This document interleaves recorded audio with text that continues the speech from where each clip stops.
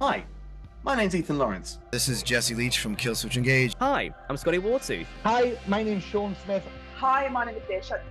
This is Ryan McCombs from the band Soil. Ladies and gentlemen, my name is the Wage and Cage and Lash LaRue. Ladies and gentlemen, this week we are bringing you very special and returning guests. This week's guests are returning from an interview we did all the way back in September 2022. An interview that led us to never being able to hear Wheels on the Bus without cracking up laughing since.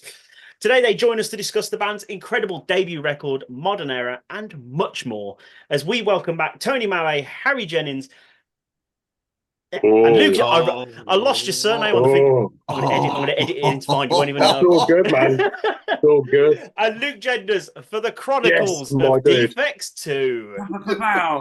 Boom. You got one up on John Mahon. You know what? We'll mark that as I'll mark that as a connection issue, mate. That's fine. And that's what it was. Lukey G. Lukey G, baby.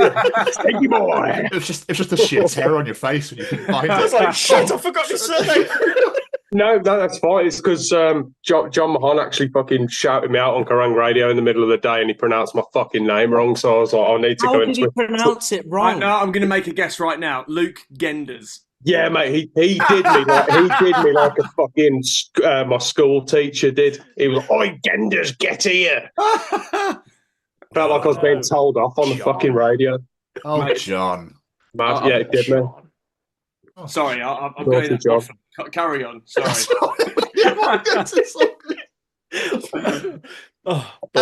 How have I mean? We already know how Harris is, but with the old Nana's one. How have all your personal Mondays been? They've been good.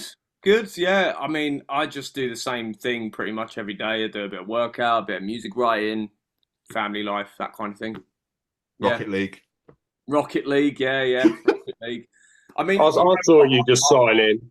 I'll be honest with you, right? I made like a couple of really good shots with Luke the other day, but then I went on there and I was having a bad time. So I was like, you know what? I'm just going to get rid of it. And then I think it's Did been you about bin a it? week and I've just reinstalled it. It's been enough time. Bin it? So much effort to do that though. Just turn it off. Yeah, I know, but I feel more like I feel like more of a, how would I put it? Like there's more like It's a bit more personal when you go, fuck off my console. And you just get rid of something and you're just like, yeah, it fucking serves you right, even though it's a fucking game. yeah. Wait, hold on. Wait. Like, yeah. So I got the one up because Yeah, get this, Harry. This is regular. Wait, so you uninstalled it because you lost? Nah, it weren't just losing. There's a mixed bag of things that you just couldn't comprehend, Harry. All right. That's what I'm getting from it. I feel like that was a video. Sweaty noobs, shit shots. Smurfs, mate. So what happens when you lose it like Uno? So how do you Rip the cards uninstall off. Uno? You don't uninstall. You uninstall yourself from the game. You just get up and leave. A metaphorical uninstalling. Yeah. Because I feel like that was a video game like version of just slamming the door on your way and like, fuck you. I don't care. Mate, and I feel Yeah, so good afterwards. That's exactly why I did the Rocket League thing. Obviously, then I regret it because I'm like, well, then I've got to re-download it and I look like a moron. But then no one knows. And then the first thing I do is I fucking tell everyone here. Yeah. You idiot. Yeah, no one would It have was ever never known. supposed to come out. No one would have ever known. You could have taken that to your grave, mate. I should have. I know. Okay, this has turned into a therapy session. I'm a bad loser. I hate losing, especially in Rocket League. I'm sure you know how it is in Rocket League. You get a load of smurfs. You feel like you should have won. No, mate, I play real games. And your teammate scores 4 own goals. He's fucking amazing at being a shit player. You on about me? Huh? You on about me as your teammate? Mate, you actually scored some really good goals. Like, I'm not going to lie. Actually, you did the own goal the other day, didn't you? I didn't do any own goal. You did the fucking own goal. I did. Yeah. It was quite stylish, actually. Oh, I'm glad you admitted it because I saved it. I will insert that clip here. No. Yeah, man, I'll send it you. How's your day been, Luke? All right, mate. All right. Just been on the grind, just working. Yeah, I've had a shitty cold for a week, so I've just been a bit dead. So, and my ears have been blocked, so I haven't been able to fucking mix and do all the fun shit, which, yeah, that was my plan tonight. And then Harry messaged me and he was like, yeah, do you want to jump on this? So I was like, fuck yeah. Yeah, let's just all talk bollocks for Yeah. 2 hours. Would be great. Yeah. How about you, Harry? I literally, as I said to you guys before, I finished my last Zoom, which ended at 5 to 8. Then my elderly grandmother lives in like an annex. Okay. In the house, and she's 95, and she knows more about rock and metal than I do. Like her favorite band is Boston Manor. Like, okay, bizarre. Yeah, I mean, Superb. Yeah, it's mental. Young Guns, Boston Manor, and Kids in Glass Houses are like her 3 favorite bands. Can she play drums? I think she did the drums on the album, mate. Yeah. I actually don't write anything. It's all her. Yeah. I take credit because she can't fight me back on. No, God love her, but I have to go in there when the sun goes down and draw all the curtains and stuff and make sure she's like she's eating and stuff like that. So it gave me enough. I was like, bang, can't stay. Sorry. I can't. I'll come in later for a cup of gran. I'm sorry. But yeah, standard Monday, really. Get up, grind, feed my daughter. And I am one of those guys that references my pet as my child. Oh, fair. I'd kill for that fuzzy little prick. I mean, she sucks. She's a really bad cat. Like, she doesn't know how to be a cat, but she's mine. I've never seen, by the way, sorry, Harry, I've never seen you with that cat before, and it really does look like you could be like a proper pro fisherman. For some reason. Mate. I'm getting that kind of vibe. Like, you could catch a really big carp. Cock, then I was like, so did I, yeah. Yeah, but no, I mean, you look like an unemployed crocodile hunter. I mean, yeah, I look like one right now, I have to say, but I mean, I got it. What does it say on the hat? Sorry, it's Bass Pro Shops, isn't it? Bass Pro Shops. So it is a fishing hat. Yeah. Oh right, okay. It's basically right. It's Bass Pro is like a massive. I'm surprised you didn't come across it when you're in America. It's like a massive hunting warehouse shop in America, and these hats have kind of become like a fashion thing now. Like, so when I went there a couple of years ago, I was like, fuck it, I'm going to get it because they look cool. But yeah, it's the most mental building I've ever been in. You walk in and it's designed as a giant like log cabin, but it's a warehouse. Yeah. And you walk in and they've got a massive aquarium just in the middle with like stuffed bears and antelopes and elks and shit just like around it with massive fish in it, like catfish and shit. And then in one section, you've got like all Carhartt and all that shit. Another, you've got like food, and then you've got the guns, like the fucking hunter rifles and shit. But then, yeah, it's basically like what we would call a farm shop. Okay. But with guns and hunting equipment. So it's got ride on lawnmowers and shit in it. Yeah, it's got like local produce in it from wherever the shop is, and then they'll like have kids hunting section because that's what we should be doing, isn't it? And then kids guns and stuff like that, like tiny little hunter rifles, and they sell BB guns alongside them and stuff that are like based on the models they actually sell in the gun cabinets. And honestly, I've never felt so confused walking around somewhere because they've also got in there, you know those things you can put in trees that are like chairs, basically, where like perches for hunting. Yeah. Yes. They have basically whole ass oak trees in the middle of this shop to showcase these hunting perches in the gun section. So you've got like these giant oak trees just in the middle of the shop. Like, it's just, I'm telling you, it's the most confusing. As a Brit going in there, it's the most confusing fucking thing I've ever been in. But sick hat though, bro. So. I feel like what I've just said has backfired completely. Like we went down like memory lane for you. You actually are a pro fisherman, aren't you? Fucking hell. I mean, look. What I will say is the fishing equipment in there was top dollar. I've never fished in my life, but I checked that shit. I didn't expect you to come out with that. To be fair, I thought you'd be like, "Oh, what this hat?" And then that was going to be the end. Nah, like I actually. I just got schooled on fishing. Like literally, I just got fucking. Well, the last time I was in America, I was like, I'm seeing this for myself, and I'm getting a hat, and that's what I did. I spent $30 in an Uber getting there and back. So, for that hat, for a hat that cost me $20. So round trip was about round trip, cap. So Fuck. Do you not get one online? And I never wear it. Get one online. I fucking never wear it. That was such It a was subtle like- dig, Luke. I love it. Yeah. Get one online. You've never heard of Amazon This- Prime? Yeah, fucking hell, mate. I bet they got one on this is fucking Shein or Temu for like £4 and it's like £12 or some shit. Mate, it's the lore though, man. It's the story that you can tell. You know what I mean? It's all You've about got that. experience. You've got that.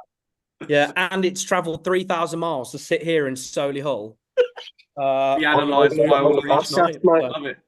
It Getting got some more screen thinking, time. damn, he's going to go fishing and he's going to hunt some elk and some. Nah, Nah.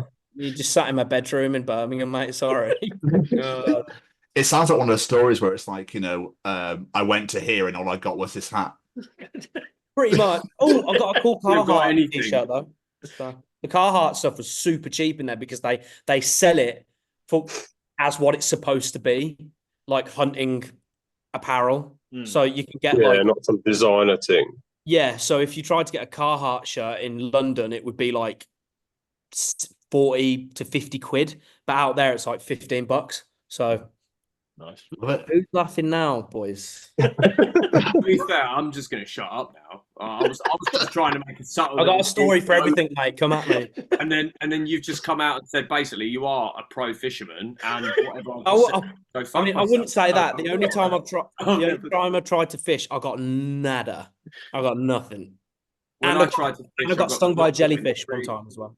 Oh, that sucks. Yeah, had to piss Hate on myself. that. Right. Yeah, my brother pissed on my leg when I fucking got stung by one of them. Yeah, Had but you, nothing in the tank. but you loved every second of it. Oh, make it stop. memories. Anyway, yeah, my Monday was great. Thanks. Hey, that's what we'll talk about. But no, you guys have been rather busy since we last spoke. It was like 2 years ago. You've been a part of some really cool projects. You've been playing a shit ton of gigs and obviously the debut album, which we'll talk about in a bit. But first thing I want to talk about was Download Festival, because it looks like you guys had a hell of a year at Download this year. How was that? That was mad. Like, Fucking silly, wasn't it? Mad. I mean, we were lucky and unlucky because it obviously started raining, but then if it weren't for Max turning up with the van to get us to stage, we would have gone on like we'd been like underwater. It was that bad. But the gig itself, like we were surprised because like we didn't know if people would be able to commute to the stage because it was such heavy rain. And then by the time we were on, it was literally a full tent. We couldn't believe it. Like We got moved, didn't we? So we was just like we got moved up as well, didn't we? So we were just shit. Is there anyone going to know about that? Really lucky with that. We got treated really well. And yeah, we saw a few things online saying that people wanted to come and see us play and stuff. But then actually seeing that packed out for us was just like fucking hell. But I think the main thing about it though was the fact that it stopped raining halfway through our set and it didn't thin out. And it was still packed, yeah. And it was still packed. People were so engaged and loving the set. And I obviously like going into the crowd. We were told that we couldn't do anything like that. So for us, it was a little bit held back in terms of what we wanted to do, but we still made the most out of like playing on I love the wide stages. They're really, really cool. So we utilised that. We're fucking moving about like blue ass flyers up there and just having a lot of fun, really. A lot of people were singing the words back as well. This year has... Yeah, that was the crazy bit, wasn't it? Yeah, like where, we're really starting to see that fan base grow. And everyone's starting to sing it back and they're passionate about the lyrics and they're starting the pits. They know where to start the pits and stuff. And a lot of crowd surfing as well this year. So it's been like a real like change this year. It's gone like bang and everyone's getting involved now. That's awesome. Obviously that album has really connected with people then because like all the feedback I've seen at least, also we'll talk about it properly in a bit, has been absolutely incredible. So for all them people to seek you out, especially during like shitty weather, bucket fair play. That's it. And it was really overwhelming, man. Like, we just love making music. We want to obviously connect with people. We make music for ourselves as well, ultimately, and first and foremost. And if people do connect with that, that is a massive bonus to us. And to see that actually in motion at Download this year, and Grass Pop as well, like going from all the festivals we played. That was something, wasn't it? unbelievable, and we just wanted to keep growing and growing and release more music that people can relate to. You know, I want to get to the point where I, can point the mic out and everyone's singing like a bloody choir at that point. You know, that's the dream. I'd love to hear how Defects sound like a choir. That'd be unbelievable. The world's on the bus. You know your cue. You've heard this one before, boys. I mean, This one's a really old one. Yeah, really fucking old. But obviously, you mentioned about going out into the crowd. Obviously, you got to that grass pop, didn't you? yes. Yeah. The grass pop was like there was enough guards there to kind of like escort I us. think through. Europe just has a few more lack health and safety procedures, to be Yeah. honest. Well, Yeah, no, yeah. the main security guy had the shits or something, didn't he? And apparently, this is what I I got forgot told. about That that. he apparently had the shits or something, and he's like very militant, and he wouldn't have let us do it. But luckily, he was stuck in a portaloo somewhere, pissing out his. So we got in there and sent it. Yeah, Right, that was yeah. really Fucking It was brilliant. really good. That's the thing. Everything's getting bigger, and like the engagements getting bigger as well, and a lot of people are just enjoying it. You know, the difference is now is like we've kind of like planted our feet on the ground in the metal scene. As you know, when we were first starting 2 years ago, there was a lot to prove, and there still is that. We're in the proving grounds, right? And we're going through that like every band. But when we first launched, it's like no one knew the music and everyone was just there to listen, I think, at the start. But now people can have more fun. And that's where it gets interesting. It gets good for us too, to be able to enjoy Makes that. it a lot more it makes it a lot more well, no, I mean, look, it's still enjoyable playing live. Like, look, it's what we all do, like when we No, spoke. absolutely. But I mean, what I mean is like, it evolves as. Oh yeah, I'm agreeing with you. I mean, like, it takes it to that next level. Yeah. Like when I remember on the headline shows we did in the album launch, Yeah. the crowd was louder than Tony. Yeah. In Dream Awake, Mm. which was mental, which was crazy, and I think it's just inspired us on this next album to write more things that people can, sing back at us, because that feeling. I mean, yeah, there's going to be a lot of belters, even on the next album. Like we're obviously writing always behind the scenes anyway, and we're excited to take you on the next adventure with us because it's got what the first album has and then some. So yeah, Little really niblets. looking forward to it. Really, Yeah, we're over halfway done with it as well, which is mental. So Fuck off. that's Hey, the thing. the boys have got to have the exclusive, man. Come on. Halfway in terms of like where we're I don't at. know if I've done We've got half the camera. tracks done that we're like, yeah, this could be the thing for this next album, and then we've got like piles and piles of stuff that we're going to work on as well. So it's like luckily we're never short of ideas because we're always trying to keep keep it flying. Oh, that's the original. That's the OG, mate. OG. I can't turn my fucking camera on. I'm an absolute spanner. I was asleep in COVID. That there was like my granddad trying to figure out how to use a phone there. Like, FaceTime with the ear. Then. are you sure you don't have Microsoft Excel on that phone? What are you doing? No, it's that whole when they're like,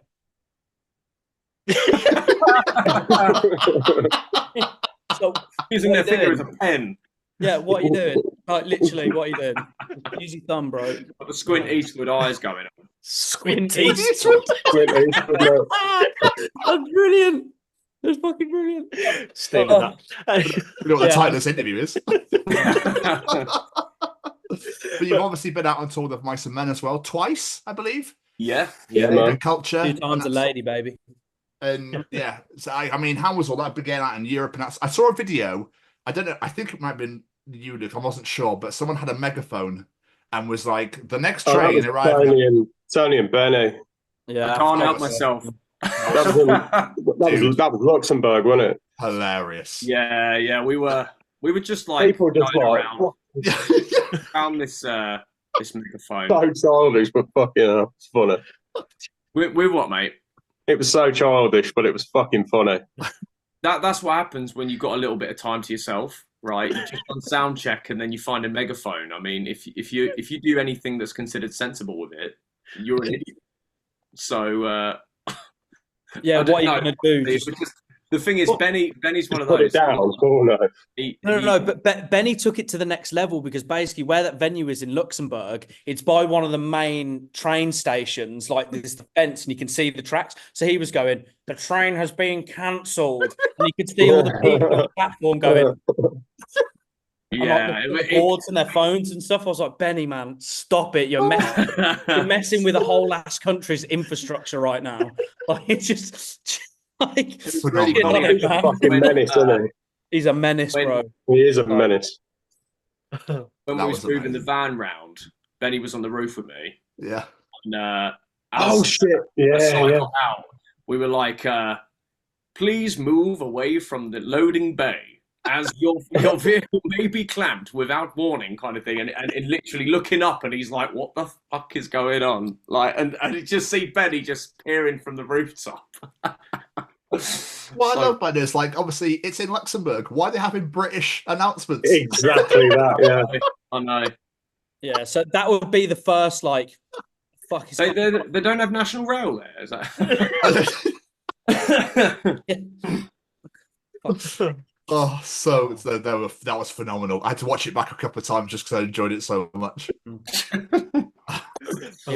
the thing. It's always a good time on tour. We never, like, as you know, we never take it too seriously. Like, we just like having fun and just being. It is like the in-betweeners on the road. Like, with the way that we all bounce off each other. We all take the piss. That summer run was the one though, wasn't it? The vibes were really good on that summer run.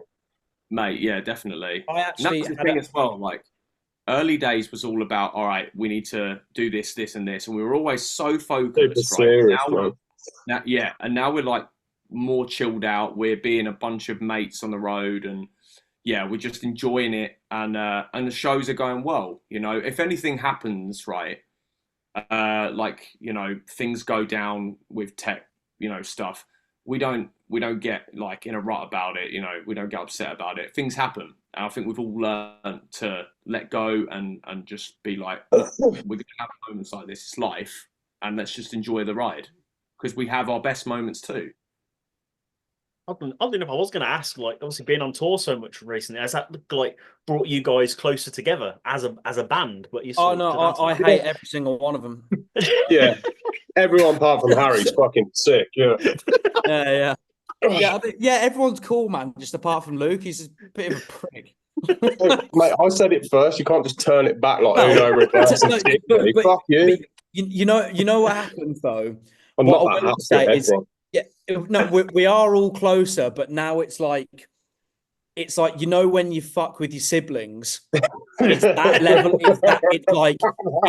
It's gotten to like a savage point where sometimes it's a bit like, I don't know if that's the line. You know what I mean? Like, we were always setting the bar. We had a day off after Grass Pop. Obviously, it was a free bar. Everyone was really thinking to go over the next day. And we booked this like really nice Airbnb. It was in a little town in Germany, about an hour away from the festival. And like, it was just it was a lovely day.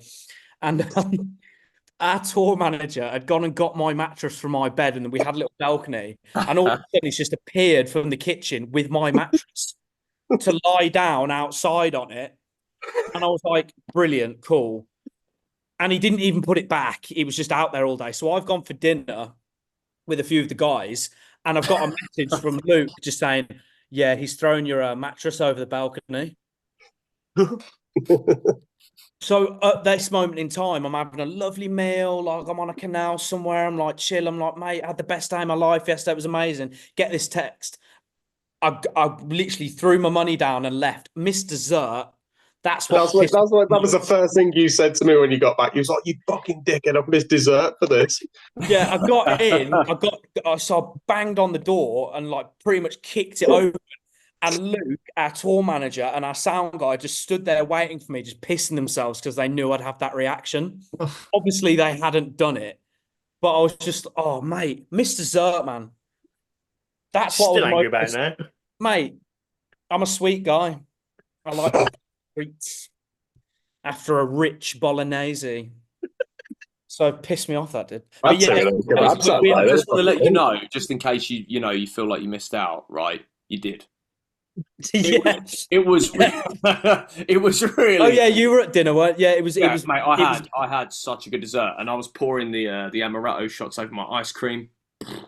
Amazing. Yeah, You've been yeah, there. no, You've nice been there. one. Oh wait.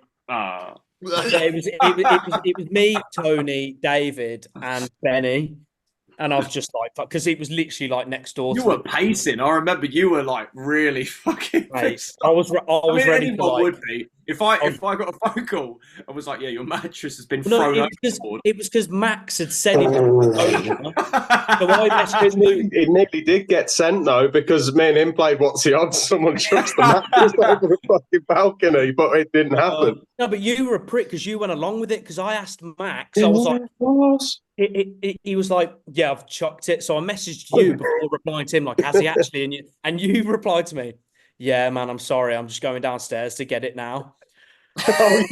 and this is why.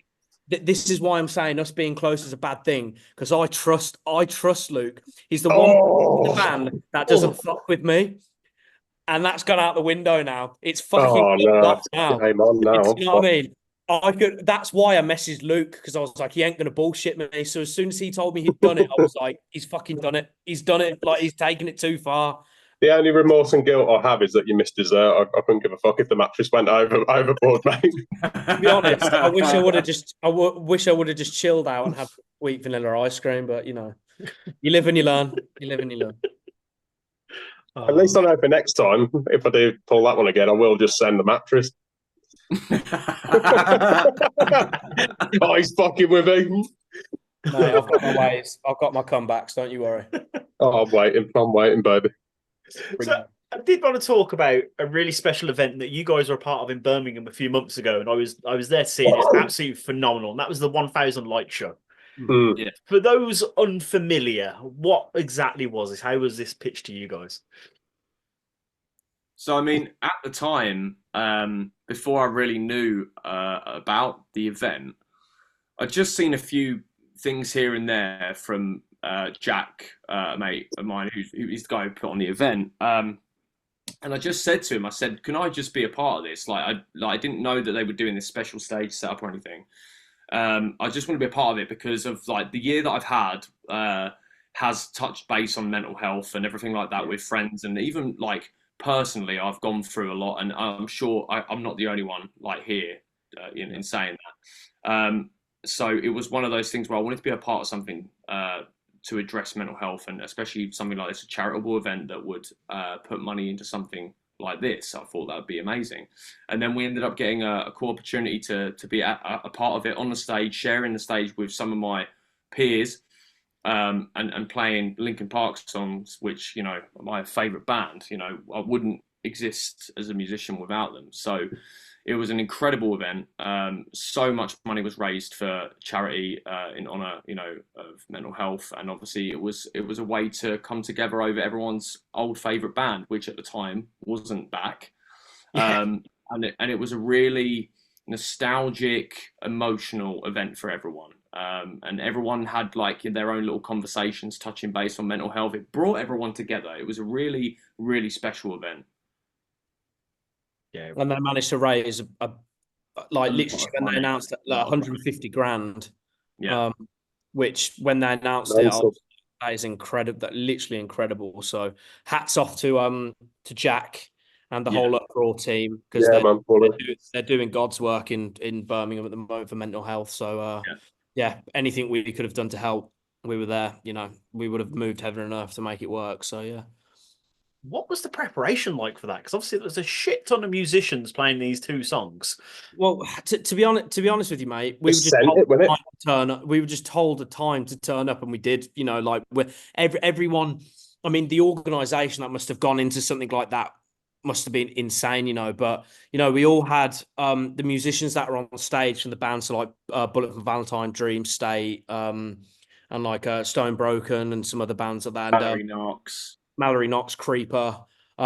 We were given a stage plot, and we each had our own section to be on.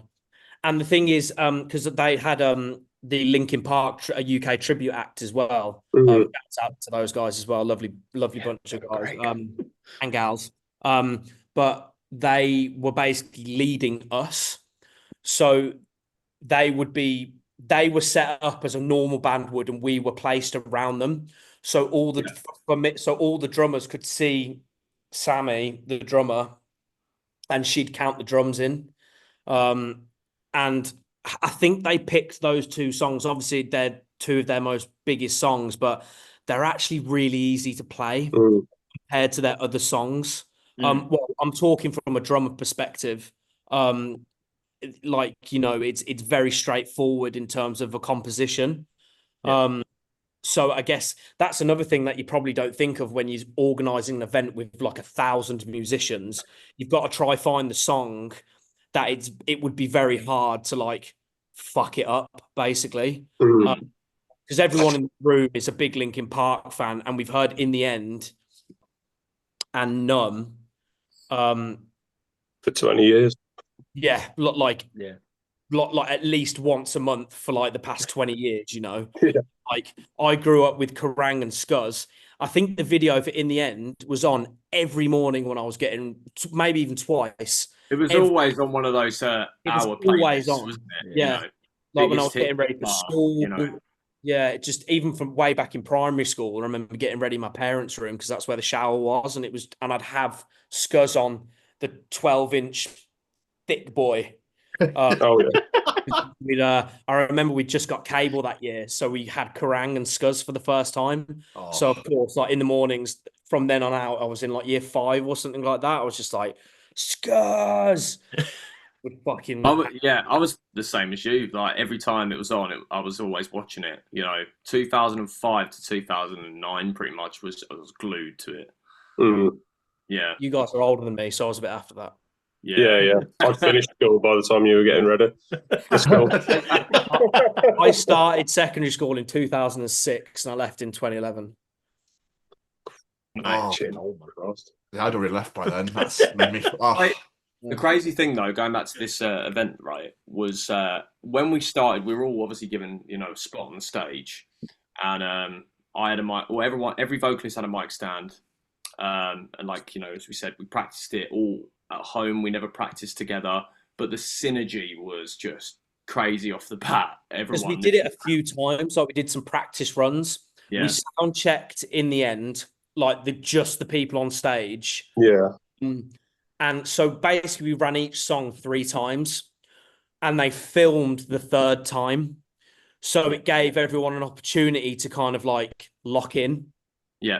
Get rid of nerves and... Yeah, exactly. Like it was a full-on performance by the end of it. Everyone was just sending it, wasn't it? That's the thing. Like, 3 times of each track. Like we started off, we had like, you know, our own designated mic stands and then a vocal wedge.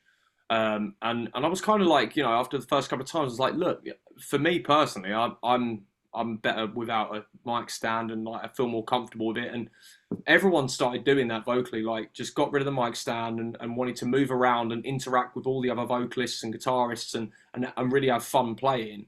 And then by the end of it, on that a core element of this was by the time we played the 3rd one, I was 3 beers deep and I'd been around the backstage. I was talking like, obviously, because obviously when you get there, it's very much like, you know, all these people, but like you've not got a drum tech, you've not got a stage tech. It's probably the first time a lot of these people on that stage have set up their own shit in a very long time. So like you have that like trepidation when you first get there. You don't want to look stupid in front of your peers. You want to make sure like you're professional. Mate, 2 beers in and chatting with Bullet backstage, I was like, fucking having it. By the time that last playthrough come through, I think everyone was a bit too loosey-goosey when it was just but even everyone in the middle as well, like everyone was having fun, like, and that was the best part of it. Was everyone watching everybody just having that. It was so sick. Cool. And I've never, you know, before that, I'd never been a part of anything like that. Like when you hear that many voices and that many guitars at the same time, it's just fucking epic, man. It really is. It was like, I have to say, it was crazy, man. Because I had Dave from Mallory Knox in front of me, and then like all the drummers that were around me. And it was just, there was a moment where I looked around and it was like a mirror because we're all playing perfectly with each other. And it was bizarre, you know, like it was the first, it was like Tony said, it's the first time like I've ever been part of anything like that. And it was just mental to be up there and everyone's perfectly in time with each other. It was just goosebumps so cool. Every time. I remember just so cool. That feeling after we'd play a song, we'd all look at each other like, fucking hell, look at what we were accomplishing here as musicians, creating something so cool like this. It was just like, yeah, it was a really like wild experience, you know. It's funny you say that with the drums because I was sat in the crowd watching and I was like, and that was one thing I took away. And I said to the wife, I was like, this is really weird. Look at all the drummers. Everyone is moving at the exact same time. I was like, this is really weird. I love it. Because obviously drums is very visual. It's the same as like when you shoot in a music video, as long as your hand is kind of in the right place on the fretboard, you can get away with it. But with drums, there is no escaping it. Same with vocals, you know, you can mime it and no one would ever know the difference. But with drums, like if you're going like that and someone's going like that, it's just it's visual, you know what I mean? But that's what I mean, as in even I was looking around going, this looks fucking wicked. Like, yeah, look at us. Like it's mental. It was so cool, man. Like, I've never been in a room with that many like drummers before. I don't think anyone's been in a not like that. I've never been on a stage where I've shared it with that many people and we've been doing the same song. Yeah. There was like 30 people, like 30, 35 people on stage. Yeah. It must have been a technician's fucking nightmare, but it worked. I think that's a testimony to how well the whole thing was run as well, wasn't it? Because like it was smooth sailing, like mate, it was unreal, wasn't it? Yeah. But I think organised and everyone in the middle, like the 1,000 musicians in the middle, were like everyone was really well like behaved as such. Like I say behaved, but, like very respectable. Like not playing when they shouldn't be. You know what I mean? Like everyone was like they knew the drill. Like it was great. I mean, it's a mental health at the end of the day. Do you know what I mean? So I don't think anybody was really there to, because I just for some reason my brain just went to part. I'd love it if someone just went crawling. I've learned the whole discography. Can we change this up a bit, please, guys? Is it Fate next? Yeah. See, because I didn't know. Like, well, they sent us the email, but I was kind of hoping that one, you know, Fate would have been in there, but obviously, you know, the tribute band played the rest of this the discography kind of thing. But yeah, but again, it comes down to ease of the conversation. Yeah, no, you're right. Yeah. Definitely, because it's probably one of the harder ones to sing though, but the instrumentals, it's a bit easier. Yeah, because like in the end, like I'm talking from a drummer perspective again, it's this in the end and Numb, sorry, is pretty much the same drum beat throughout the whole song, just changing cymbal from hi-hat to crash. Yeah. When I actually like, because I knew how to play the song, but I really wanted to know, like, from like a written music perspective, in case I was playing it wrong all these years. And I was like, well, fuck me, it is literally the same drum beat. So, I mean... It's nice and simple, isn't it? Yeah, co-written by Rick, isn't it? Yeah. Yeah. Nah, man. It'd be way worse. And the timing of like a month later, Linkin Park like coming back out again, I was like, well, that's that's quite a lot. Yeah, I actually already knew they were at the time, so Harry's got his inside sources. Yeah, I mean, is this the next topic of conversation? It is. It's because my partner works at UTA and she'd heard it amongst. Well, as soon as they see that there's a booking for Linkin Park, it must be a mistake. because it was all the like, it was all the back end shit for the shows. So she was like, oh. But she, right, get this, and I really hope she doesn't listen to this because I'm calling her out. She was told who the new singer was, and she forgot. Oh. She just forgot. I was like, so she basically told me half a story. She was like, yeah, they're coming back. And I was like, who's the vocalist? Oh, my boss did tell me, but I can't remember. I was like, it's the main part of the story. Mate, I was fuming. I was like, I had the tea. I had the gossip. You know what I mean? Like I had like the hot goss amongst our crowd. And she But it was fucking flat. she can remember all the lyrics of Taylor Swift, but she can't remember one fucking name. You know what I mean? Oh mate, fuming. But yeah, play the same day as her old band or her other band, Dead Sarah. Dead Sarah. Yeah. Maybe. Mm-hmm. Is it Sarah? I thought it was Sarah. Never mind. My bad. Dead Sarah. It's spelt Sarah. Yeah. Sarah. Dead Sarah. Tomato, tomato. The Great Escape. Yeah, they were, weren't they? Yeah. I can't remember that far back. I don't even remember your fucking breakfast, mate. I don't. I mean, let's go a bit further back, shall we? So your debut album, Modern Era, came out on April 27th. All right. You hit over 1 million streams by July 16th, I believe you put that post up. I mean, that's 1.2, baby. 1.2 now, is it? Fuck, I mean, unbelievable. That must feel insane. That must be ridiculous. It was pretty mental, man, because we have I don't know if the general people will know this who aren't in bands, but Spotify have an artist platform. So when you've got a Spotify account as a band, you've got Spotify for artists, and it gives you all your intel. It's live, isn't it? You can see who's listening to it, in real how many time. people and whatever. Yeah, it's pretty mental. Like I could literally look right now how many people are listening to us on Spotify at this current moment. That's cool. So it's constantly updating. So I got an email from we all did on the Defects email address, just saying like, congratulations, you've hit 1 million streams on Modern Era. And I was like, this must be incorrect. Like, that can't be right. Like, surely not. It's only been out 2 fucking months.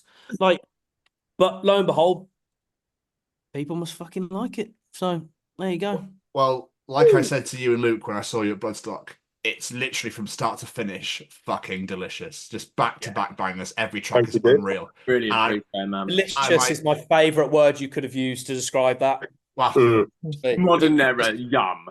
Yeah, it's just a tasty number of an album, brother.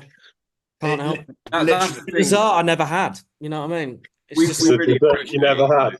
Because like that's the thing. No, I finally had it. In this, it was genuinely like, we had a lot of it, time.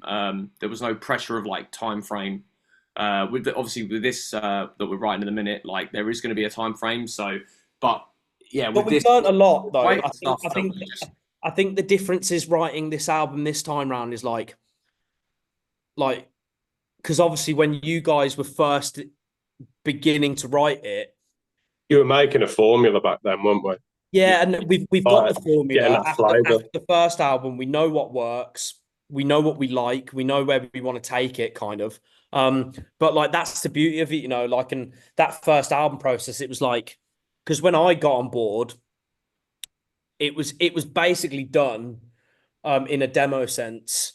But I think this time round is like there's more cooks and like there's more. Like we've built that concrete foundation now. Like the last 2 years was kind of like doing the fucking mixing the sand or however you make concrete. But that was what the last few years was basically. Was doing build my house, mate. Mate, he's a fisherman, not a builder. Come on. I'm good with a drill. That's all I know. But concrete, nah. But yeah, I mean, look. But now we know what we're about. We know where we want to take it. We know we want bigger. We know we want better, and that's currently what seems to be churning out of the cement mixer. If you will. The great thing is, like, we're not short of subject matter, and like from like a lyricist point of view, whenever something happens in my personal life, I seem to write about it. So it's always like a documentation of my life and like things going on in the world. So we never run out of ideas, and that's something we're taking pride with these new songs we've been writing. It's like every single one sounds different to each other. Everything dives into different things. We always. It's got interconnecting. Yeah, there's like different elements of different genres. Not that it would stray us too far away from who we are, because I think the formula's there, but then you just add something tiny to each track to make it stand. I think we're a lot more confident in our like again, it was built like Luke said, it was building that formula, and now we're more confident in knowing what we want, if that makes sense. Yeah. Like and how we want it to turn out, and like because we literally before this whole thing kicked off, really, we were just kind of like experimenting, really, kind of just writing exactly what we like, and it turns out that a million people seem to like the same as us, so we're just for me it's taken a lot of the pressure off, because obviously when you're launching a new thing, people could just turn around and go, this is whack, not into it. But now it seems that's the biggest fear with it, though, isn't it? Yeah, it seems like we're doing something right, so it kind of gives you the confidence to you've got the backing of a fan base, who like are proud of you for what you've accomplished in the short space of time, and are just people who are now fans of the band are in it for the long haul. We've had a lot of dedicated fans who have come to a lot of shows, and they've bought a lot of merch for us to support. Obviously, us flown to the UK to see us and stuff like that from Europe. So man. So this has proven to me personally, like with the sound that we've created, because we have a hint of nostalgia there as well, with like the kind of new metal and then like old school metal there as well. It's proving that there's still a market for it. 100%. It's proving that people still love that sound, and we're going to keep giving it to the masses. Well, I think like it's weird. New school. What I've seen is like there's been resurgences over the past 2 years of certain genres within metal. So obviously you had the emo resurgence. Everyone seems to think they're an emo now. It's like, but you weren't there when the Black Parade came out, brother. So you can't claim it. But I digress. I'm an original emo. I had the fringe and everything. But then you had like, you had like the new metal revival with some really cool bands coming through, and kind of putting their own twist on it. And I feel like we're coming along and we're championing that revival of like Kill Switch, the more POD, like the more heavier side of new metal. I feel like we want to be at the forefront of that resurgence, because like we're all such big fans of that moment. Like for instance, obviously Bullet and Trivium are going out and doing the Poison and Ascendancy, which I know for Luke especially was like big influences in terms of like massive, mate. Well, like how, like I mean, The Poison was the first album I listened to where I was like, I think I like metal, because I'd gotten into Funeral for a Friend, but that was more like emo rock, not rock. It was heavy. It had the chugs and all the riffs and stuff, but it was the first time I'd heard like a quote unquote metal band that sounded like a modern Metallica, and I was like, I fuck with this. Like I fuck with this hard. So, crazy thing for us, I was going to say, sorry, well, the crazy thing for us is it doesn't feel like a resurgence, because it never really left. We've always been into it.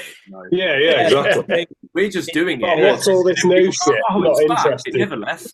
But sorry, Harry, yeah. I mean, no, I completely agree with you, because the only reason I notice it is because of like the job I work in. So like I notice when there's like trends popping up and like people just jumping on a bandwagon because it's what's fucking popped off on TikTok. You know what I mean? But as you've just said, Tony, like I still listen to fucking The Poison at least, the whole album at least, like once every 6 months, like front to back. It's a flawless album. Like it's, I have end of heartache on in the shower every fucking day. Mate, honestly, I sent a have you guys seen the meme of Joe Rogan and all his mates on their podcast? Yeah, that's us. That's us, mate.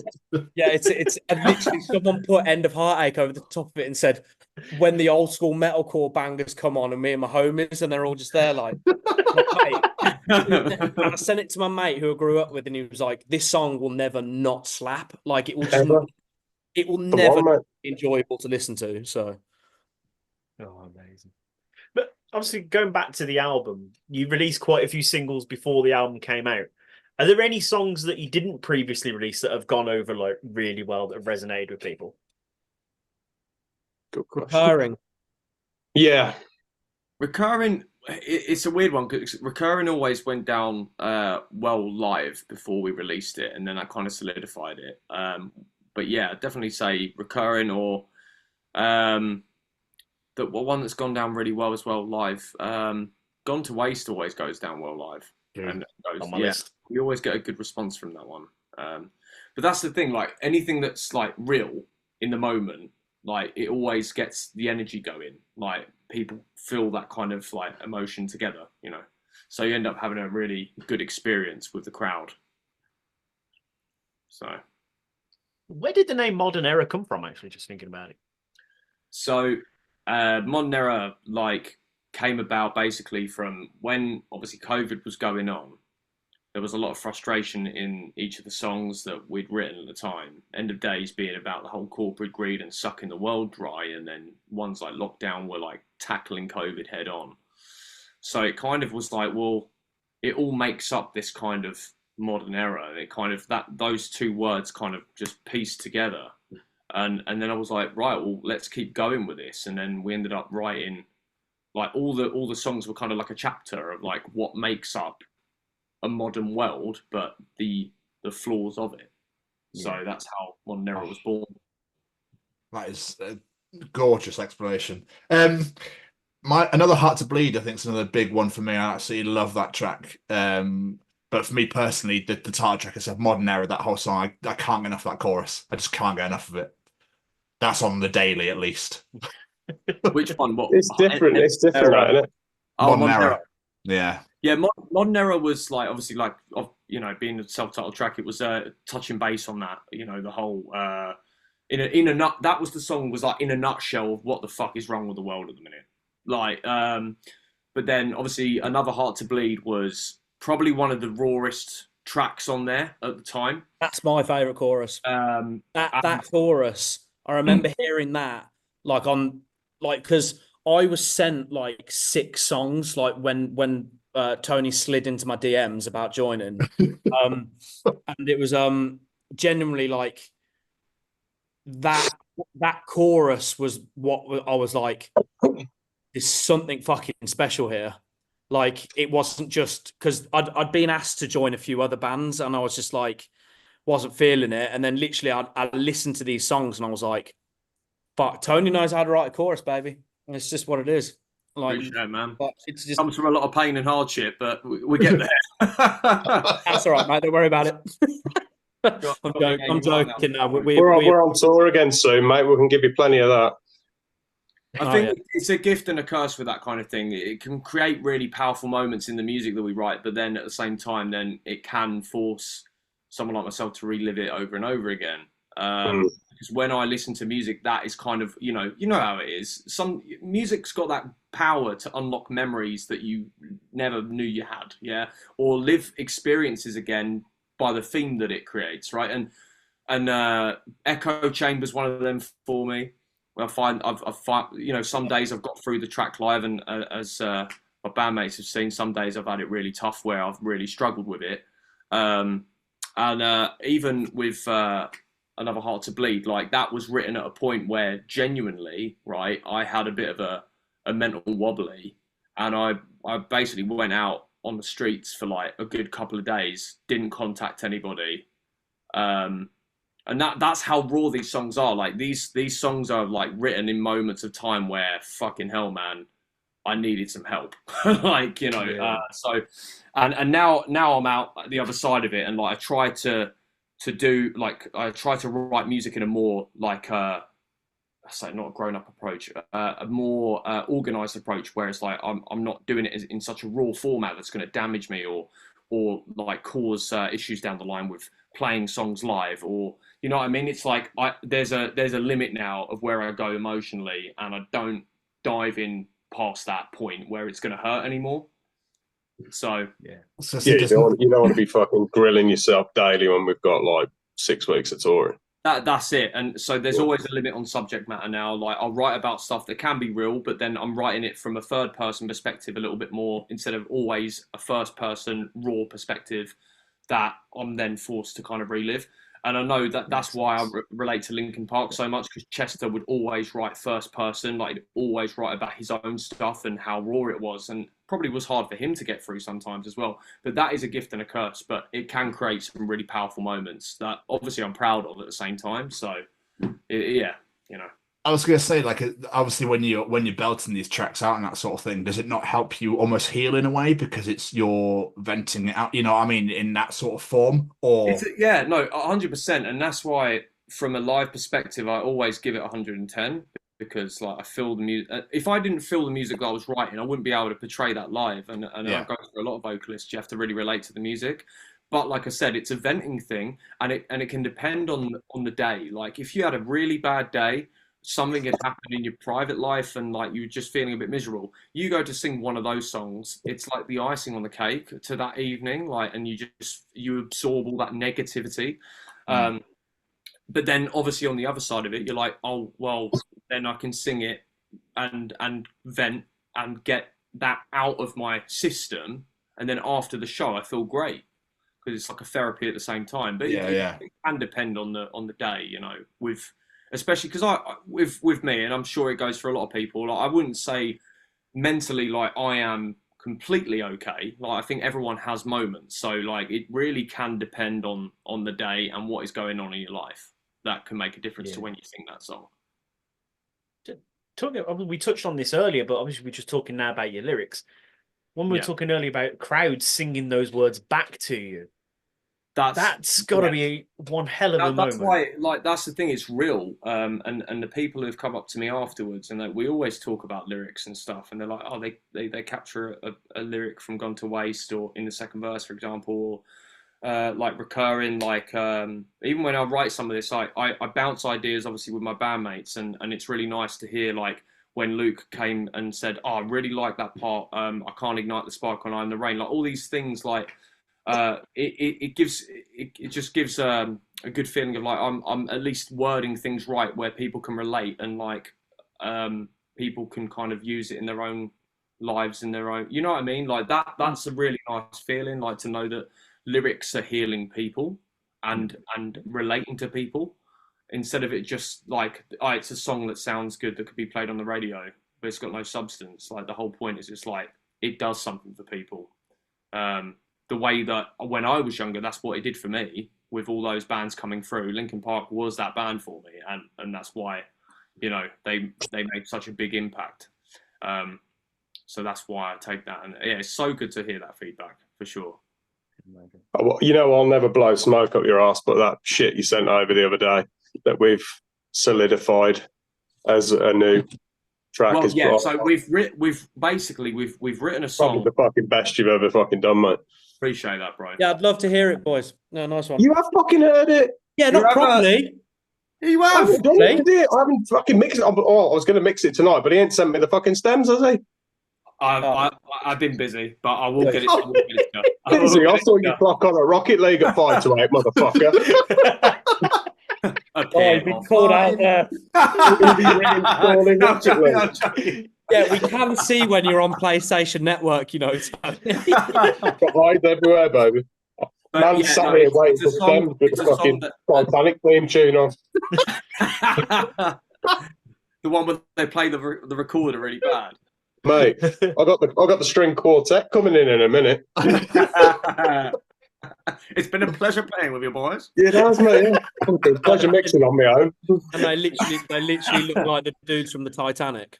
Like, Yeah, for some reason, they still look like they're from like 1912.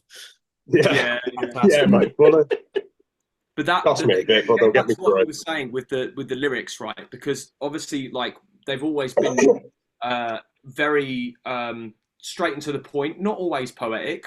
I add a bit of that in, but it's to basically be a message first and foremost that is very easily like translatable towards people like reading for the first time. And like with this new one, it touches base on mental health. That inspired me to write about this. Obviously, going through that event with the Linkin Park event, and unfortunately as well, back in July, one of my friends committed suicide. Right, and that really triggered an emotion in me to want to write about it and really address this. Yeah. So yeah, I think this song in particular, which one day we will tell the title of it, we are really looking forward to hopefully releasing that. Well, we've got to see what the rest of the band say. We like it, but it's a strong song that we've got there, and yeah, very relatable. I'll be listening to it and kind of like, yeah, like lyrically, it feels like me. And when, like Luke was saying, like he listens to it and can take something from it. I think everyone will when they hear it. I'd have a day off after listening to it. Fucking floored me. It's fucking meant to be drain me, that song, when I heard it for the first time. I was like, fuck. I'll put it this way. You know, you said about Another Heart to Bleed. Yes. It's basically that kind of emotional vibe, I think. Okay. For sure. So, Okay. Yeah. Very excited. I'm also insanely sorry for the loss of your friend as well. It's all good, man. You know, I knew her like over the years. Like I you know, didn't see her often, but it was just one of those that was just very out of the blue. Yeah. Yeah, and you know, it was just what I still, even now, it was just one of those moments that really, like, you were speechless. So, but we got through it, and you know, we supported the family as much as possible, and supported her son as well through it all. But yeah, these things, like, this is the thing, we live in a world where these things happen, and you just got to get through it one day at a time and support each other. And anyone who feels that way mentally, just make sure that you're always picking up the phone for that person. Even if they ask you or don't ask you, just always check in on your friends and family and make sure they're okay. That first and foremost. 100%. Absolutely. Yeah. Massively. With the singles though for the album before it came out, how did you decide on what to release? Because obviously they all have their own, they're all different, they're separate from each other, as they're all absolute fucking bangers. Like, how did you go, oh, well, I want to drop this, but I want to release that as well, but I also release this one? Like, what are we going to do? Well, what kind of, I kind of came at it as a perspective as like, we've been living with these songs for a lot longer than other people. So I was of the mind, it's kind of like, let other people decide, because like we love them all. We'd already chosen the first three, hadn't we? So then by the time and so by then we were a bit like, let's get some fresh ears on it and let's see what they think, you know, because we'd literally had these songs for like 2 years. They weren't new anymore to us. Like these songs are very old to us now, you know, but someone listening to it for the first time might hear that thing that we once did, but now we don't, if that makes sense. Yes. So that's how we kind of came to that final decision, you know. I mean, I always knew that I wanted Echo Chamber to be a single. But yeah, it was the thing, we had to add that and Broken Bloodlines, didn't we? We had to, because we'd already released more, we had to write more. That was the crazy thing, yeah, because that was so fucking hard to tap back into that time and mind frame of writing that record to then fucking add to it. It was fucking crazy, man. But I think two of the best songs off the fucking album. We got lucky with what we were writing for it. You know, it could have gone either way. If it felt in that moment, we felt like, you know, we had to rush to get everything done. But then luckily, if we hadn't have done that, if they hadn't have asked us for that, we wouldn't have had Broken Bloodlines and Echo Chamber on the album. And I feel like that album would have been missing a huge part of it, you know. So we're very, very lucky that we were asked to do that. Had we not had those, and we didn't have that kind of extra ears on it, we probably would have gone for Recurring and Gone to Waste, I think, as the singles. But I think the only one I think would be really good to release would be Recurring, because we've seen the feedback now live. But like you said, we enjoy all the songs, so it was really hard to like get a proper vote on everything and go, right, we're certain this one's going to be one and this one's going to be. Everyone had different ones, so it was really hard to kind of like go, right, this is going to be our 4 or whatever. Yeah, I was gonna say, because I remember when I saw you, and oh god, I can't even remember when that was now, the Asylum show. It was quite a long time ago. I remember you telling me the 14 BC, I think it was. Yeah, I think it was. I remember you telling me then that the album's done, it's ready. So, like you say, you have definitely sat on these for a long time. What did take so long for the album to come out? Was there a reason for it, or just music business? Solidifying a full-on fucking proper lineup. When H joined, it was like, you were dead passionate about it, weren't you? And it was like, right, let's fucking do something with it. My whole thing when I joined was, look, if I'm getting back into a band again, we're doing it proper. We're fucking doing it or we're not. Basically, that was my whole thing. Either we all go in and we give it 10, or we don't fucking do it. And that was my whole thing. I was just coming out of a month away to do some stuff about my mental health. Had to like go away for a period of time to like sort it out medically. And I'd just come back and we were finalizing the album while I was away doing this medical retreat, basically. Yeah. And I had a lot of time to myself to like basically formulating a plan to bring this band to the forefront was what kept me sane throughout that process. I was away from my family and my loved ones and stuff, and like it wasn't very nice. You know, it was beneficial in the end, but like I was on my own basically, and like the whole thing that got me through it. Because basically that was in the November. We released Scapegoat in January, so I'd mapped out this whole plan of how to launch us from being just a band that we'd just done it because, you know, we wanted to write what we wanted to write, to actually it being a full-on professional. This is what we're fucking doing. And yeah, like that was basically, that was it, you know, like it was kind of that we had the songs, you know, and I knew from the moment that I joined the band in the January of that year, 2021, I think it was, maybe 2022. No, 2021. No, 21. We rehearsed in 21 for the first time in May, didn't we? Yeah. Yes. Yeah, I joined in the January. We rehearsed for the first time together in May. And then I started formulating the plan in like the November. And then we released Scapegoat in January 2022, which was the first. No, it was December, wasn't it? Yes, we were going on December 17th. No, it was sure. It was like January 11th or something like that. I'm sure it was. This. I'm sure it was. I need backs, bro. I'm sure it was January. I'm looking as well. 10th December 2021. Scapegoat release. I'll tell you what. 10th of December 2021. I don't believe it. I don't believe Spotify's full. It's on your Spotify page, Harry. It's I'll let you off with a warning, Harry. AI. All right, mate. AI. What do you know about this band? Yeah, I'm in the back, bro. I say when it came out. Yeah? Okay, sorry. No, I'll give you one thing that happened in January. It was the In Flames tour announcement. Right. Okay, right. There you go. Something happened in Jan. It's coming. Okay, and it sounds like I'm bullshitting now, but that makes sense now because we needed to release a song before we get that tour. Yeah, that's how it fucking happened because we'd already spoken before we launched the band to the world, if you will. We'd already secured like an agent sort of thing. Because our agent did Shapes. So I'd sent them all the demos and stuff. So I was like, we were all building a team to launch the band properly. Yeah, that's what I mean by we were doing it or we weren't.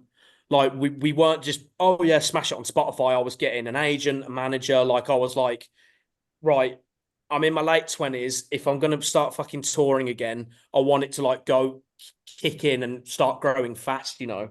And we'd all learned a lot from our past bands and stuff. So it's not like we were learning anymore. We knew what we needed to do and the checklist we needed to do it successfully. And we were told just at the end of the summer, actually, that In Flames were doing like a small tour for them. And like, they just kind of wanted like 2 small British bands. And yeah, they were like, how about Defects do it? You know, like, first ever shows, you know, it could be like really, it could be the perfect moment to introduce the band to the world. So we literally had to rush to get Scapegoat mastered. And then we had to rush to get that lyric video made for it. And we went with Goonsy from Bleed From Within. He turned that round in a week and we got the mastering back within 2 or 3 days because we sent it off to America high priority to get it done. And so we managed to get a release, a tour, and we had the fucking we had the Bullet show as a warm up for that tour, but it got moved, didn't it? Yes. So that was. So then we ended up doing fucking In Flames as our first show. Yeah, the original stupid. The reason why we had to rush everything was because that Bullet show was originally in January. Yeah. We had to rush everything to get Scapegoat out, and then they were like, "Oh, we've got to move it to May." We've got to move it to May. So basically, we released the song, and then we had like 3 or so months before the In Flames tour, which was in the March of 2022. Yeah. But still, like our first ever show was with In Flames at Brighton Concord. So excuse me. It all worked. It fell into place, like it worked. Like I didn't know if it fucking would. I didn't know if we'd fall flat on our ass because we'd maybe tried too hard or like we'd put too much behind it. But like hard work pays off, I guess. We all fucking chipped in. Yeah, we all chipped in and we all got it done, man. Like everyone had their jobs and everyone fucking smashed it out the park, and here we are, 2024, like on the back of an album. On the next one. And we're on to the next one, like it's been, I think the perfect word to describe it, it's been a fucking whirlwind since that moment where we were like, right, we've got a show in January, boys. We don't have any music out. No one knows we exist. It's time to fucking get to work, and here we are. Anything I'd ever been involved in, like previously, this was like where there was a lot of like ups and downs, like a real roller coaster of like events and emotions. Like this was the hardest working band I've ever been in, right from the start. And yeah, getting from launch to now has been like Harry said, a whirlwind of events and emotions to get. I've blinked and it's just made us so much stronger because of it, and really good mates because of it as well. And I think that's the way as well. As we grow, it's just going to keep getting better and better. We know the drill. We get along really well. Good chemistry with the music as well. So everything now is just going to keep blossoming into something better and better every time. And yeah, I can't wait, to show you the next chapter of Defects. Cannot wait. You ain't ready, excited. baby. You ain't ready. We never will be, Harry. We never will. I'm just so fucking excited because we're like right in the middle. We're smack bang in the middle of the process of writing it, and it's just feel like it's got the horse has bolted on it. Like it feels like we've really like it's snowballing now into something like really special. And it's so fucking exciting. Like I've not enjoyed writing music this much in fucking years, and it's just a testament to like how well we get on and how well we read each other and the chemistry within the band, man. Like I've missed enjoying writing music. Like I'd lost that. I'd definitely lost that. And yeah, it's so fucking exciting. Can't wait. It leads nicely into what I had one last question about Modern Era, which was, and for all of you individually, what was the most rewarding part for you all individually about creating this album? Ooh. I think, like, for me, it was just because, like, from what I'd done before, obviously I was playing guitar in my previous band, did a few things here and there, but this was, like, the first proper band where I was like, I've got to step up to the plate as a vocalist, as a screamer again. I've got to learn how to scream again, because I wasn't screaming like I'm screaming now. Songwriting and everything like that. It was just, like, everything had to be stepped up a gear, and it's been, like, a real, like... a massive, like, a load of character building, within this album, for me personally. So it's been an album of growth, as a person and as a musician. Without that, I would not be the musician and person I am now. So yeah, that's where I stand on it. So it was the ability to grow. Yeah, that's a phenomenal, beautiful answer, Luke. I think Harry, were you clocking to go before time? Did you before you lose your train of thought? Sorry. I'm gonna go for something quite simple. Because I'm a simple-minded man. I think it was being able to write drums that excited me, as a drummer, I was writing things that like I'd be stoked on hearing another drummer play. Okay. You know, like, one thing I always say about being in a band, you've got to be your own number one fan. If you don't believe in your shit, then how do you expect other people to, you know? And like, I feel the same way about the parts of right and like what I bring in terms of drumming and my own like sprinkle onto the songs, you know. And it was the first, you know, it was the first Don't buy that shit. like the dynamic I was used to, like I was basically I was just given the keys to the car and said, write what you think sounds cool, you know, like, and that was so freeing, you know, like when Luke and Tony and just turned around to me and went, just fucking do like literally whatever, mate. take it and run, man, take it and run. It sounds good, doesn't it? I'd been so used to not being told that, you know, like to hold back, you know, like I was always told to like, oh, you know, Harry, we know you're a metal drummer, but like the song doesn't really need that, you know. And I'd be like, look, I know when to not be a metal drummer, if that makes sense. Like I'm first and foremost, I'm a songwriter and I'm a musician. I'm not just some dude who jumps on a drum kit and goes, Yeah. you know, like do that again. I see it now. Old man Jennings is really angry. But yeah, to put it simply, creative freedom. Yeah, that was what I loved the most about this album. I think for me, like I've said this in an interview before, like being for years, you know, being a hired gun without the fucking paycheck. So, you know, having a blank canvas to just sort of build something from the ground up with the lads, it's just been freeing almost, you know what I mean? And like we said before, we had all the time in the world. You know, the world stopped. We fucking just got to work and we just cracked on and did the best songs we fucking could in that time, mate. And I think when it come through to the end and we've got like the physical copies, it's just like fuck. You know, it's like all of that shit, 4 years worth of work, it's like boom, it's all encapsulated in that, and it's like sits on the shelf now, and it's like have a look at that before I go to bed. And what, yeah, cool. Nice. Adding Plenty to of that, fucking misery right, in that, and we've all been through so much shit, like mentally. I think all, you know, what we speak for all of us here, it's like that album is from the beats to the riffs to the cleans to the screams, like it's fucking real, mate. Yeah, it's fucking real, and I'm sure it's going to continue to be fucking real. Oh yeah.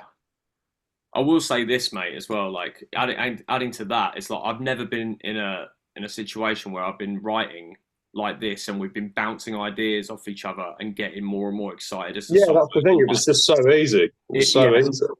But like, it wasn't at the same time. Yeah, in the beginning, like when me and Luke were writing, like we were just. I've never been like in that situation with a writing partner where we get the gist straight away, even though we had different like influences. We just knew how to gel our two like vibes together instantly, and then very quick, wasn't it? Yeah, it's just been like. And I've had that before where I've tried to write music with people and it's been like, I don't like this, I don't like that. And it can be really fucking hard to make something that you all like. But welcome to fucking really my life, man. But you get it, and it can be really hard with different writing partners to be like you get something that you're all happy with. Mate, you can fall out over it, man. Like it's savage. It's so fucking savage.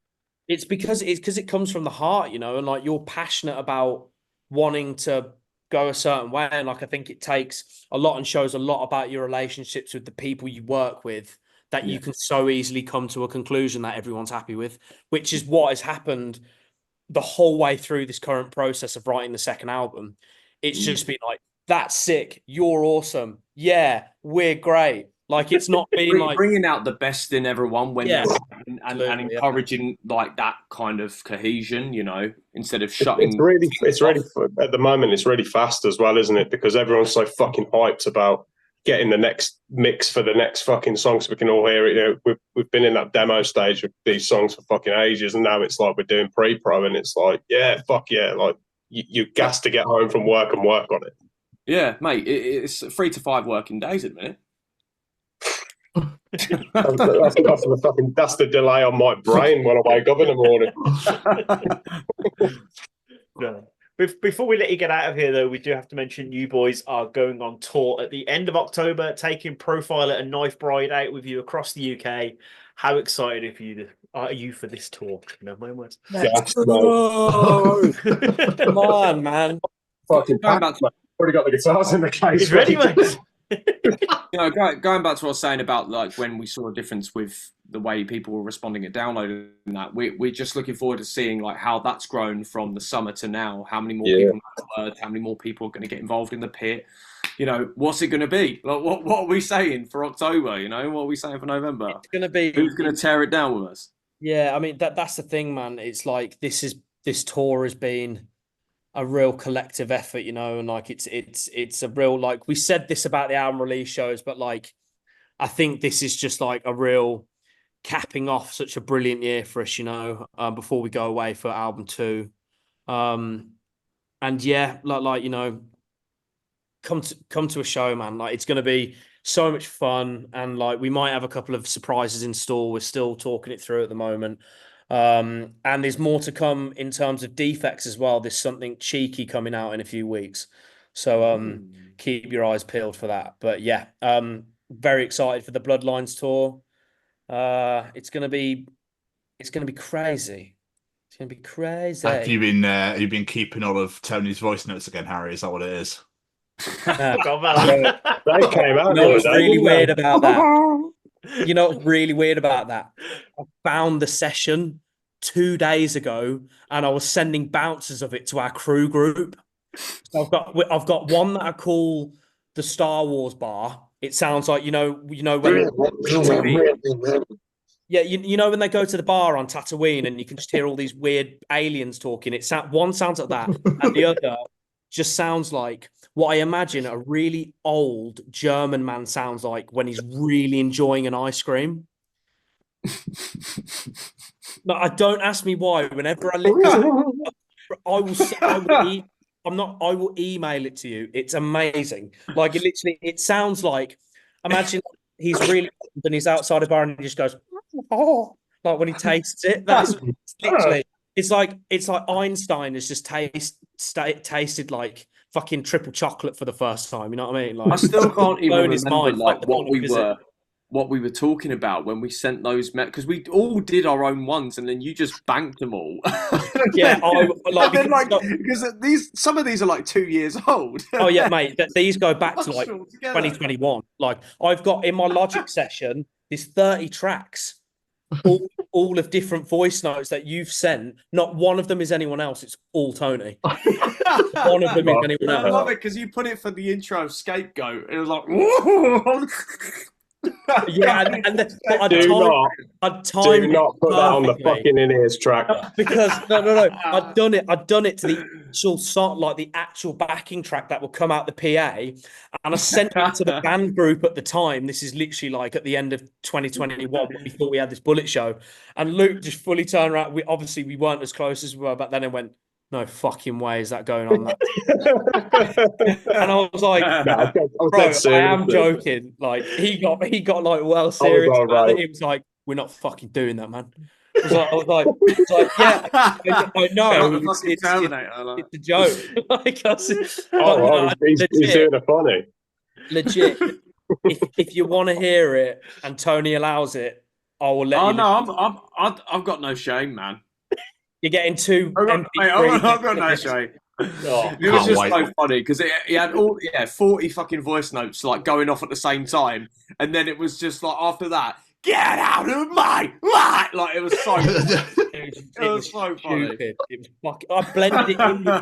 I blended it in with the intro track though, so it wasn't just that. It was like behind this like epic orchestra and everything, and then all of a sudden it would drop shotgun blast, and it's just like.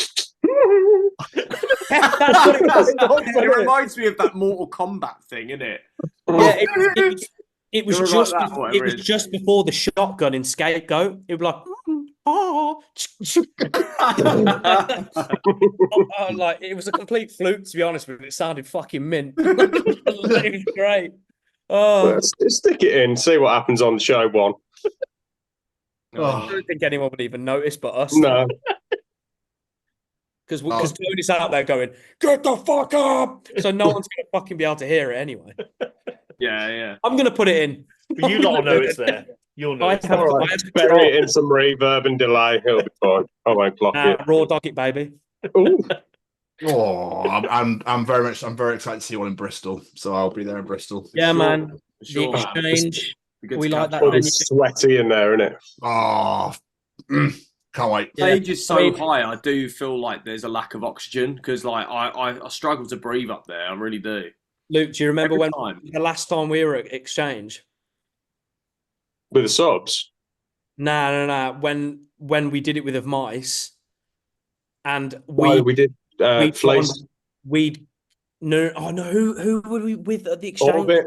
Orbit. Culture, and I was really hungover, and we were in that our dressing room was the little venue downstairs under Oh, the God, you were on the floor having a kid. So there was like nowhere to sit comfortable or anything like that, and I'm dying, and it was a drop and go with the bus.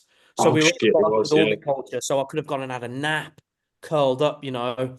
There's a None of picture that. of me literally just lying on my coat on the floor. Like, Lacey took it, didn't they? yeah, so we're I changing remember that. and we're gonna tear Bristol a new bum.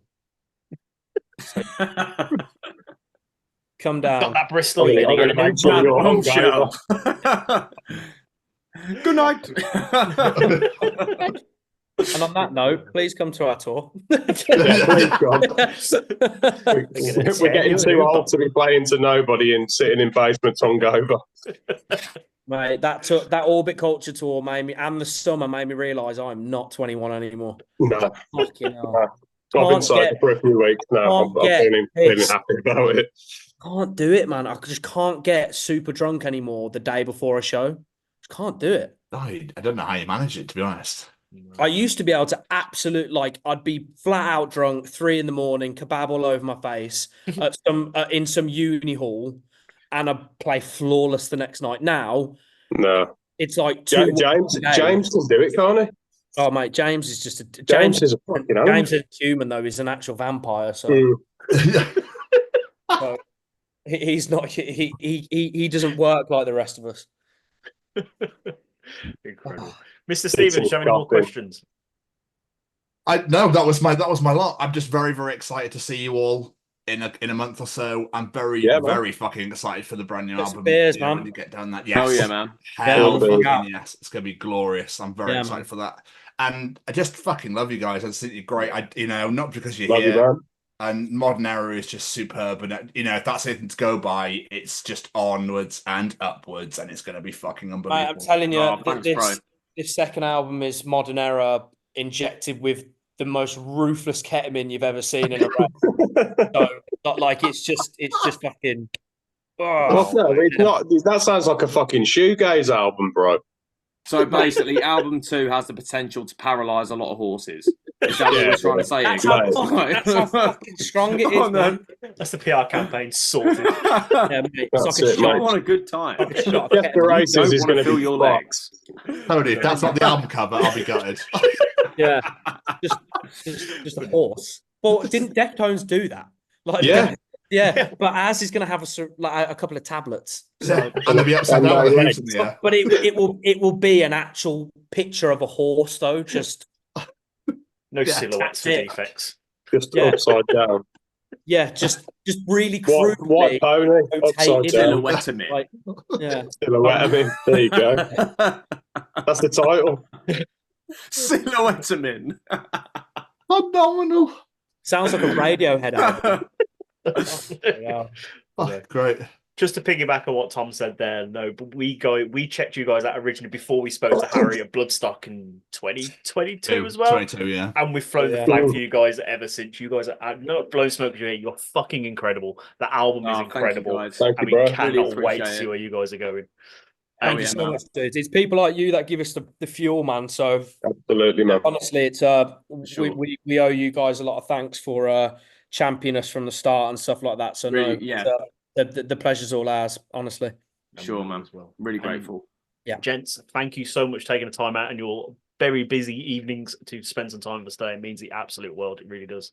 I know, So far, We've had a good laugh here. We've had a good laugh. Oh, it's always managed to get the questions through, but we had a good laugh. Honestly, like we could. This is the problem when like there's more than like one or two of us like on a podcast sort of thing. Just turns into a fuck around, doesn't it? In like the 3 years we've been It's like a catch-up session. honestly, because we don't live near each other. Yeah. So I went to North Lane with Dave the other night, and I didn't even watch the band. Hi, Tony. Oh. No, that would be Tony. But yeah, no, thank you guys. Really appreciate Thank you, mate. it. Honestly, anyone who's down, you know, the Broken Bloodlines tour is starting off in Glasgow in next month. Yeah, we're hitting Newcastle, Glasgow, Leeds, Manchester, Bristol, Oxford, Birmingham, London. So if any of those are close to you and you want to listen to some metal and meet like-minded people and make some new friends, then please come along. We will be your friends.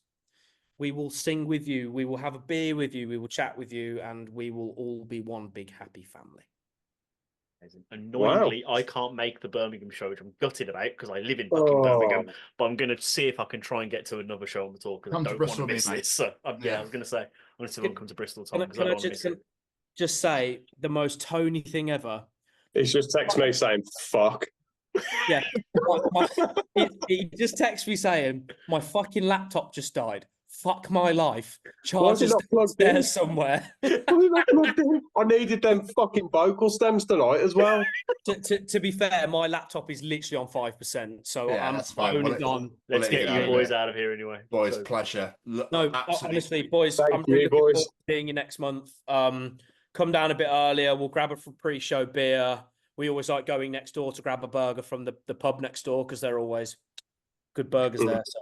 So yeah, man, pop down a bit earlier, have a beer. Let's catch up properly in person, man. That sounds amazing. That sounds amazing. Enjoy the rest of your evenings, lads, and we'll see you soon. Nice one. Peace, guys. Thank you. Thanks a lot, boys. Bye. Bye.